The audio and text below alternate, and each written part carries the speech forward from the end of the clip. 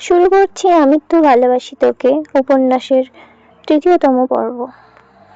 স্কুলে সবার মাঝখানে মেঘের গালে কয়েকটা থাপড় বসিয়ে দিয়েছিল আর রাগান্বিত স্বরে বলেছিল, তোকে যদি আর কোনোদিন কোনো ছেলের সাথে কথা বলতে বা খেলা করতে দেখি তাহলে তোর খবর আছে। তারপর বোনকে টানতে টানতে বাড়ি নিয়ে আসে। একবার বোনের দিকে তাকিয়েও দেখেনি। দুগালে আবিরের 5টা আঙুলের দাগ বসে গিয়েছিল। সেই যে থাপ্পড় দিয়েছিল মেঘ 1 সপ্তাহ জ্বরে পড়েছিল। মেঘ ছোটবেলা থেকেই একটু অভিমানী ছিল। ছোট্ট মেয়েটা এক থাপ্পড়ের ভয়ে আর আতঙ্কে আর কখনো আবিরের দিকে চোখ তুলে তাকায়নি। কথা তো দূরের বিষয়, আবির বাসায় থাকাকালীন রুম থেকে বের হয়নি মেঘ বালিকা। আবিরও কখনো খোঁজ নেয়নি মেয়েটার। ছোট্ট মেঘের মনে তখনই জন্ম নেয় আবির ভাইয়ের প্রতি অভিমান, সীমাহীন অভিযোগ, কষ্ট আর বিতৃষ্ণা। 2 বছর পর দেশ ছাড়ে আবির। এই সময়ে মাঝে মেঘ আবিরের সাথে এক টেবিলে খেতেও বসতো না। আবিরকে দেখলেই যেন ছুটে পালাতো মেঘ। আবির বিদেশ চলে যাওয়ার পর মেঘ আবিরের ভয় থেকে নিজেকে সাবলীল করে আপন মনে রাজত্ব করতে থাকে খানবাড়িতে। আবিরের পাশের রুমটা তার দখলে চলে আসে। আবির থাকলে হয়তো কখনোই সে এই রুমে আসতো না।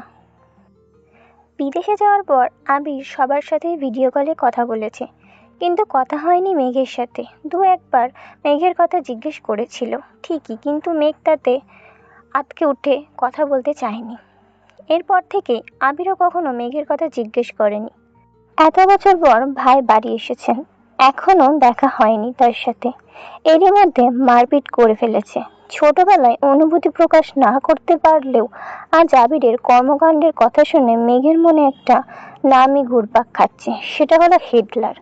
হিটলারের সাথে আবিরের কতটা মিল বা বেমিল তা বিবেচনা করার বিন্দু পরিমাণ ইচ্ছে নেই তার। মাথায় একটা চিন্তাই ঘুরছে, ধন্যবাদ জানানো উচিত, কিন্তু সে কি আদৌ কথা বলতে পারবে হিটলারের সাথে? ভোরবেলা থেকেই বাড়িতে রান্নার ধুম পড়ে যায়। 3 ভাই সকাল সকাল খেয়ে অফিসে চলে যায়। মিম আর আদিও স্কুলে যায়। মেঘ ঘুম থেকে উঠে 8টায়। রাত জাগার কারণে সকালে উঠতে পারে না সে। মাঝে মাঝে গোসল করে খেয়ে বের হয়, মাঝে মাঝে এমনিতেও চলে যায়। 10টা-12টা পর্যন্ত বাইরে কোচিং, তারপর টিউশন শেষ করে বাড়ি ফিরে ফ্রেশ হয়ে খেয়ে ঘুমায় একটু। বিকালে একটু হই হুল্লোড় করে তারপর পড়াশোনা করে। এই তার বর্তমান জীবন। আজও তার ব্যতিক্রম হলো না। খেয়ে কোচিংয়ের উদ্দেশ্যে বেরিয়ে পড়েছে। বাসায় গাড়ি তাকে দিয়ে আসে, আবার কল দিয়ে নিয়েও আসে। ঠিক 12টায় ঘর থেকে বের হয় আবির। ধীর গতিতে নিচে আসে। চিন্তিত মুখ দেখে মা মালিহা খান ভীতস্বরে ছেলেকে জিজ্ঞেস করেন, কিছু হয়েছে তোর বাবা? আবির মুখের ভারী ভাব বজায় রেখে উত্তর দিলেন, কিছু হয়নি, খেতে দাও। ছোটবেলার চাঞ্চল্যতার ছিটেফোঁটাও নেই ছেলেটার মধ্যে। এটা ভেবে বারবার হতাশ হচ্ছেন মালিহা খান। হঠাৎ চোখ পড়ে ছেলেটার হাতে ব্যান্ডেজের দিকে। হাতটাও ফুলে গেছে অনেকটা। আবির খাবার খাচ্ছে আর তার মা শান্তস্বরে ছেলেকে বোঝাচ্ছেন, এটা করো না, সেটা করো না, মনে হচ্ছে 5 বছর শিশু, আগুন পানি চিনে না। যদিও বাবা মায়ের কাছে সন্তানরা সারা জীবন শিশুই থাকে। খাওয়া শেষে মায়ের থেকে বিদায় নিয়ে বেরিয়ে যায় আবির।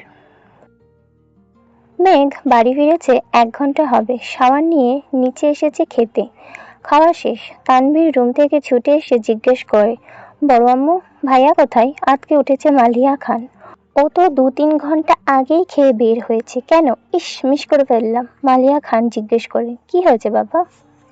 মেঘ নীরবে তাকিয়ে ভাই আর বড় আম্মুর কথোপকথন শুনছে আর বোঝার চেষ্টা করছে ঘটনাটা কি হয়েছে। তানভীর ভাইকে কল দিয়ে জিজ্ঞেস করে, কোথায় আছো? আবির কি যেন বলল, শোনা যায়নি। তানভীরের চোখে মুখে উত্তেজনা স্পষ্ট। বড় আম্মু, আম্মু, কাকিমণি, বাহিরে চলো। কেউ প্রশ্ন করার আগে তানভীর ছুটে গেল বাহিরে। তার পিছন পিছন মিম, আদি, মা, কাকিয়া সবাই দরজা পর্যন্ত গেল। সবার পিছনে মেঘও গেল সেখানে। এরই মধ্যে বাইকে বাড়ি ঢুকলো আবির। নীল রঙের চকচকে একটা সুন্দর বাইক। হেলমেটটাও নীল। হেলমেট খুলতে খুলতে তাকায় বাড়ির মানুষদের দিকে। মেঘ অপলক দৃষ্টিতে তাকিয়ে আছে। সেই কবে দেখেছিল আবিরকে। সেই আবিরের সাথে এই আবিরের চেহারার কোনো মিল নেই। হেলমেট খোলাতে চুলগুলো এলোমেলো হয়ে গেছে আবিরের। চোখে সানগ্লাস, নেভি ব্লু রঙের শার্ট, কালো প্যান্টের সাথে ইন করে পড়েছে, হাতে কালো ফিতার একটা ঘড়ি, পায়ে শু জুতা। আপাদমস্তক দেখলো আবিরের হৃৎপিণ্ডের চার প্রকোষ্ঠ ছটফট করতে লাগলো মেঘের। আবিরের দিকে বিভোর দৃষ্টিতে তাকিয়ে আছে সে। আবির বাড়ির সকলের উদ্দেশ্যে বলল, বাইকটা কিনেছি, কেমন হয়েছে? আবিরের কণ্ঠ মেঘের মনে গহীনে ধাক্কা খায়।